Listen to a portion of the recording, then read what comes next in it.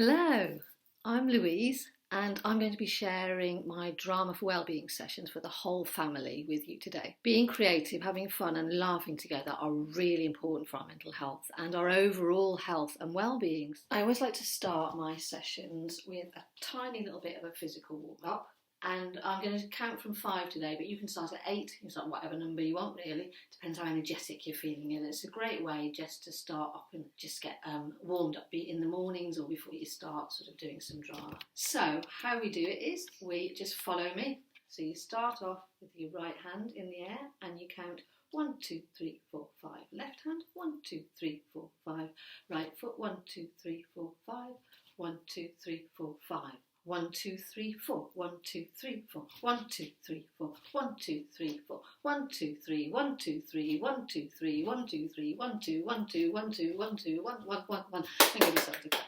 And it's a great way to just get the body going. If you are sitting down and you're not able to do it completely standing up, then just shake whichever parts of your body that you can shake. Just give yourself a bit of a shake. So, now that we've warmed our bodies up a bit, which will have warmed our brains up a bit as well, let's move on. Another fun game to play is a name game. Name games are great fun.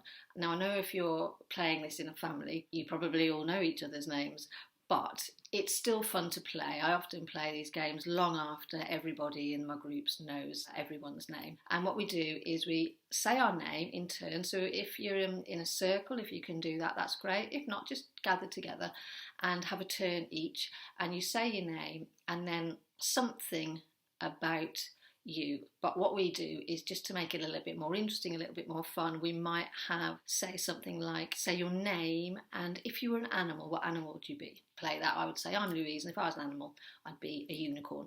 Now, I know unicorns are technically mythical creatures, but that's the brilliance of this game. There's no wrong answers. If I want to be a unicorn, I can be a unicorn. So there might be something else you might enjoy. Say your name, and if you were a chocolate bar, what chocolate bar would you be? So if I'm Louise, and if I was a chocolate bar, I might be a Kit Kat, because a two-fingered one, because I'm small and I like to sort of be quite snappy with things. Or I might be an Aero, because I'm quite bubbly. That's just a couple of examples there. Or it can be simpler than that to start off with, maybe, as well. So say your name and your favourite colour. I'm Louise, my favourite colour, even though I'm wearing pink today, is purple. I love purple.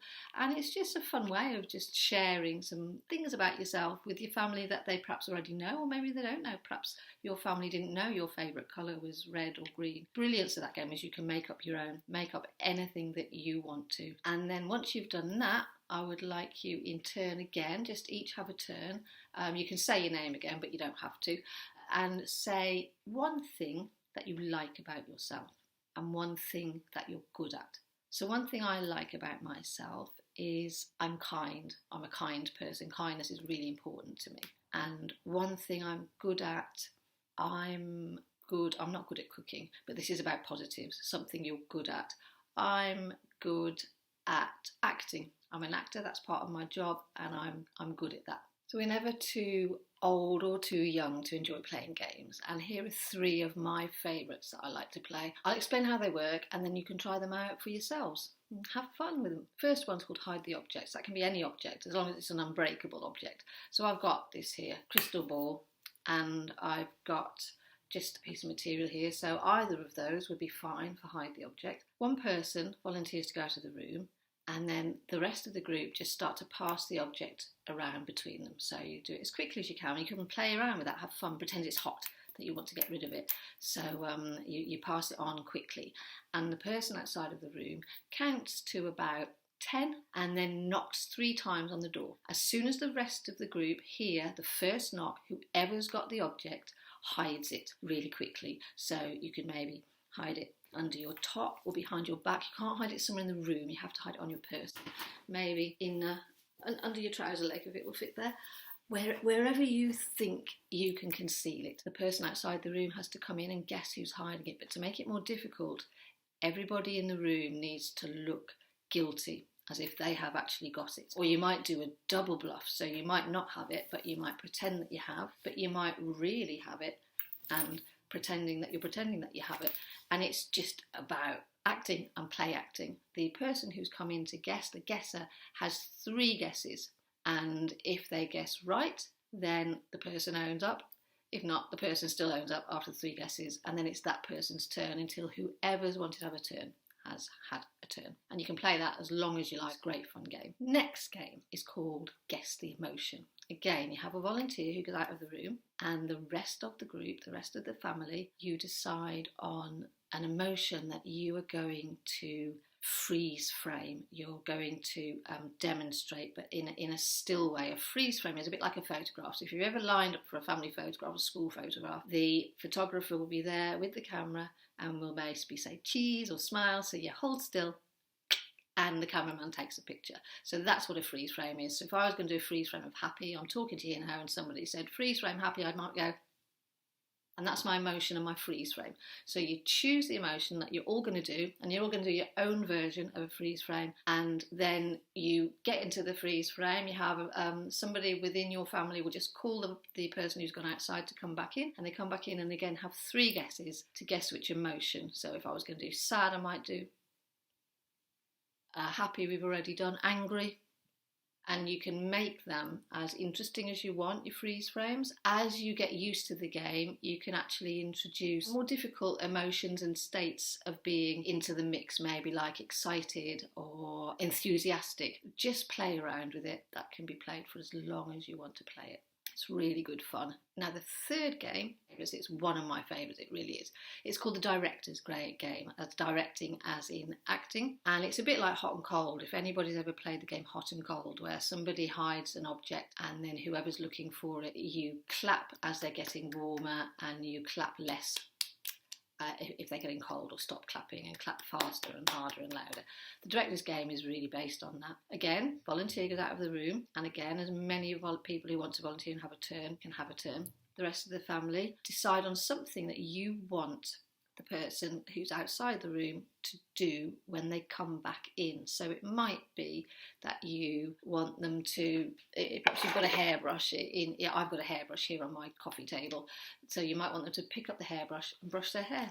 You might want them to just come in and sit down in a different place to where they were sitting when they left the room. You might want them to come in and touch one bit of furniture and then another bit of furniture. So you decide on that.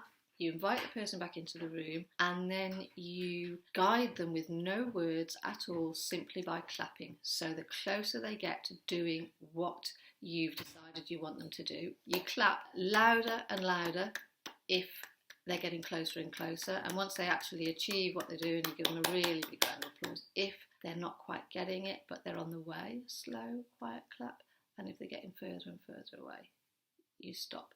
And it's amazing, actually, how much you can communicate with just clapping your hands. Try it. It's really brilliant game. It's brilliant fun to do. And people always find it really magical to find that they've actually been guided to do different things when they come into the room purely from clapping. Telling stories has gone on since the beginning of time. And here are a few ways that you can tell your own story with all your family. To start with, someone in the family can choose a theme if you want to, such as adventure, fairy tale, sci-fi, whatever theme you want. Or you don't have to have any theme to start at all. Just start the story maybe with once upon a time. Once there was a girl, once there was a boy, once there was a cat. However you want to start the story, it's totally up to you.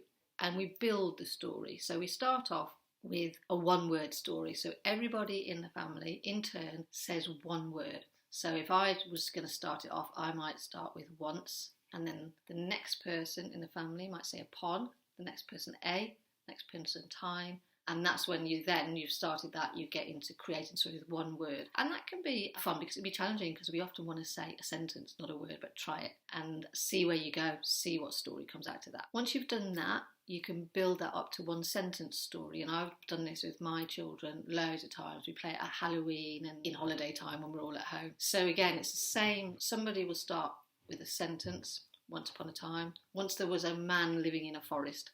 Once there was a girl who lived in a castle at the top of a hill. That might be my starting sentence. And then the next person will say a sentence, and the next person will follow on from that. So you build up the story as you go, and you can create amazing, brilliant stories from that.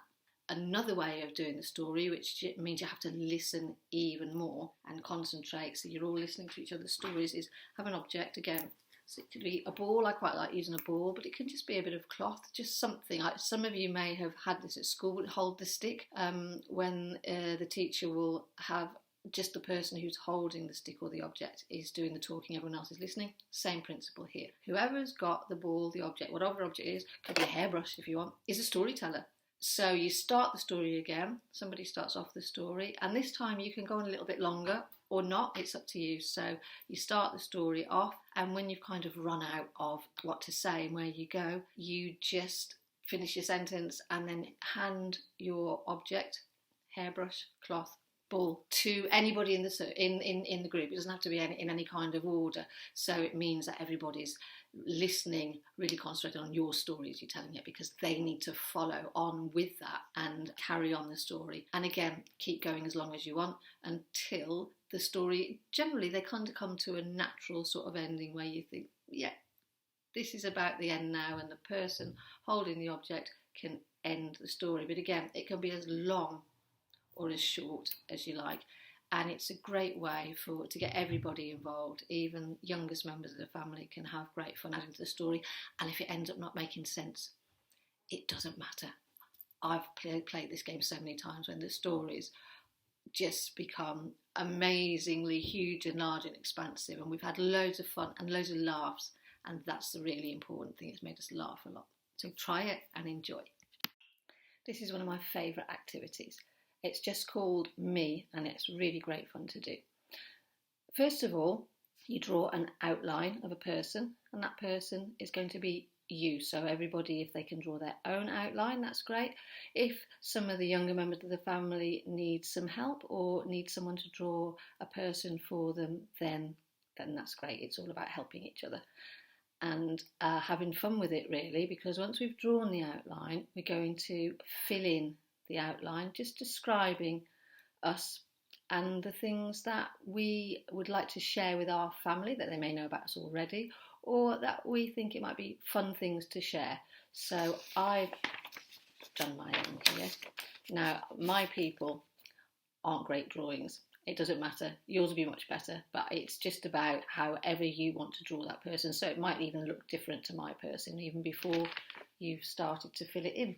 And I've filled mine in here, you see, so with colours and with words. So I've put things like a rainbow, because the rainbow is my favourite colour. I love purple, but I love the rainbow colours.